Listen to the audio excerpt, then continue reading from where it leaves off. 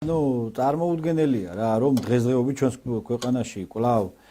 სამწუხაროდ სასამართლოშიც ესე ვთქვათ ტრენდიან პოპულარულია ეს საკითხი სტამბულის კონვენცია და კაცის ციხეში ქალი სულ მოკლედ მართალია რაც არ უნდა თქვას ანუ მოუყვა იქ იმ მართალია ანუ ესეთი პოზიციები ჩვენს ქვეყანაში მიდგომები უნდა შეიცვალოს თან სამწუხარო ის არის რომ ყველას ციხეში უშვებენ ბატონ ნიკოლოზ და ერის გენოფონდის გადაგვარება ხდება ოჯახები ინგრევა ანუ ამით სტატისტიკას რო შევხედოთ ხომ დღითი დღე საჯარო რეესს მიმართ სამოქალაქო რეესს მიმართავს უფრო მეტი ადამიანი ვიდრე გასულ წელს და ითხოვენ ქორწინების შეწყვეტას ეს ნიშნავს იმას რომ ეს ტენდენცია თუ გაგრძელდა ხომ კარგს ვერაფერი ანუ კარგისკენ არ წავალთ პირიქით როცა უნდა ქვეყანა უნდა გვაძლევდეს იმის ბიძგს რომ გავძლიერდეთ და რაღაცა ოჯახი შევინარჩუნოთ და ყველანაირად ხელს გვიწყობდეს აი ამ მიმართულებით უნდა განვითარდეთ და ჩვენი ამოცანა სწორედ ეს არის ვიც ესე ფიქრობ და კონსერვატიული ესე ვთქვათ სპექტრი ვართ რომ ამ მიმართულებები ესეთი საკითხები უფრო გავაცხოველოთ და უფრო აქტუალური გავხადოთ როგორც მაგალითად წეგა როგორც აღნიშნე რელიგიის სწავლება საგამართლო სისტემაში ასევე თუნდაც მართლმსაჯულებაში რომ არ იყოს მსგავსი მიდგომა რომ ესე ოჯახები ინგრეოდეს და კაცები ყველანი ციხეში მიდიოდნენ და შემდეგ ამას უამრავი თუნდაც გენოფონდის დაკარგვა და რაღაცა სოციალური და ეკონომიკური პრობლემები მოსდევდეს და ასე შემდეგ ამიტომ ეს საკითხები ძალიან აქტუალურია ჩვენს ქვეყანაში და აი ამაზე უნდა ვიზრუნოთ ჩვენ და არა იმაზე თუ აი ხა როგორც გამოდიოდნენ და არა რუსულ კანონს ესე ვთქვათ გაჩხავიან ხო რა შუაშია ჯერ რუსული კანონი ხა რასაც იძახიან სად არის აქ რუსული კანონი როდესაც კიდევ ერთხელ ვიძახი რომ აბსოლუტურად მოხდა ლუსტრაცია იმ ადამიანების იმ ეგრეთ წოდებული NGO-ების რომლებიც ახლა გამოდიან და დგანა და რამხელა მოგებები ქონიათ და რამხელა თანხებს იღებდნენ ბატონ ნიკოლოზ აი მე პირადად ეს იყო ჩემთვის შოკური მდგომარეობა რომ გავიგე რომ თითო ადამიანს 28 მილიონი დოლარი 14 მილიონი დოლარი და სახელი გვარები რო იყო ჩამოთვლილი თქვენ წარმოგიდგენია აი ხა თქვენ 28 მილიონ დოლარს რომ ადამიანს მიცემ ეს თან ესეთი ურჯულოები ესეთი გამყიდველები ხო რავი შეიძლება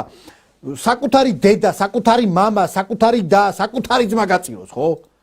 და ამათი როგორ გჯერავთ აი ხალხო თქვენ მოგმართავთ რა როგორ გაგჯერავთ და როგორ იჯერებთ აი ამ ტყუილებს რა ტყუილებიც მათი ტელევიზიებიდან მოდის როგორ შეიძლება რომ ამ ადამიანების ნააზრევი გავიაზრო და თავისოთ ეს ადამიანები არიან მხარეები არიან მათ ალაპარაკებთ ფული და იმ ძალაუფლების დაკარგვის შიშით რა მთელი 30 წლის განმავლობაში აქვთ 30 წლის განმავლობაში ფინანსდებიან ხალხო გარე ძალებისგან ეგრეთ წოდებული დასავლეთისგან და მილიონებს იღებენ და ჩვენ რა დღეში ვართ ჩვენი ქვეყნის ინტერესებიდან გამომდინარე ყველაფერს ვაკეთებთ იმისთვის რომ არ გავიყიდოთ აი ესეთი მანქურთები არ გავხდეთ აი ეს არის მნიშვნელოვანი და ცოტა გონსმოდით რა თუ ვართ უმრავლესობა უნდა ვიყოთ უმრავლესობა და უმრავლესობა უნდა გვიყვარდეს ერთმანეთი და უნდა თუ ისინი გვაბულინგებენ ჩვენც უნდა გინდა არ გინდა უნდა ვთქვათ რომ ეს არის ცუდი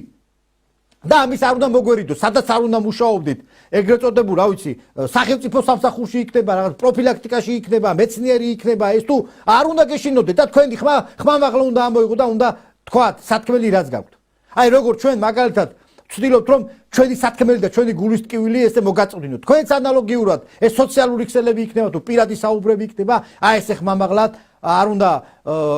ქვეყნის სიყვარული არ უნდა ეგრეთ წოდებული გეგრეხებოდეთ რა და პირიქით სწორ გზას დადგახართ ვინც აი ამ მანქურთების აქციებს გმობთ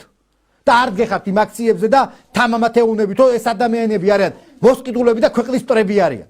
აი ესე უნდა იქცეოდეთ და არა ისე რომ მაგალითად ხანდახან რაღაც თქვენგან მესმის ხომ რაღაც პრანჭიულ რაღაცა გამონათქვამები და ისეთი სიტყვები რომ თითქოს მამათას იზიარებ და თითქოს ჩვენს ასած იზიარებ ეს არ გამოვა რა შუა შისტობა ჩვენს ქვეყანაში უნდა დამთავრდეს ან უნდა იყო ქვეყნის სამსახურში ან უნდა იყო ქვეყნის მტრებისკენ და უნდა ჩამოყალიბდეს საით უნდა იყოთ სხვანაირად ვერ განვითარდება ეს ქვეყანა და ვერ შევდგებით როგორც ერი წაგულეკავენ უამრავი მტერი ყავს ხო ხედავთ რა დღეში ვართ ხო ხედავთ რომ როგორ გვებძვიან რა ყველანაირად გვებძვიან